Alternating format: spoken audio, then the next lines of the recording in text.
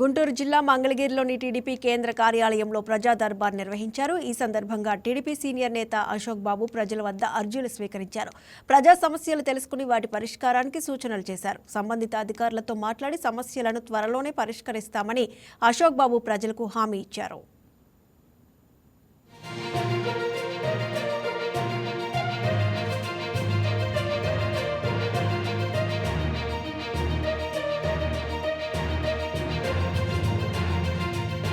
తిరుపతి జిల్లా కేపురం మండలం రామనపల్లి పంచాయతీ గురుగువారికంట విలేజ్ నుంచి వచ్చాను. ఇక్కడికి గత 8 నెలలుగా మా పిల్లలు స్కూల్కి విలీనం పేరుతో మంచి చేశారు.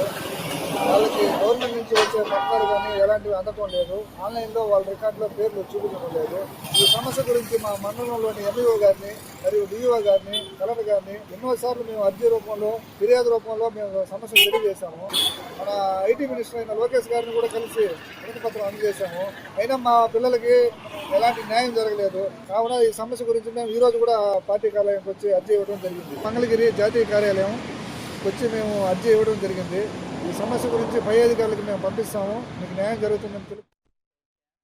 Please subscribe to YK TV Network. Please subscribe to YK TV. Please watch YK News. Don't forget to subscribe YK News channel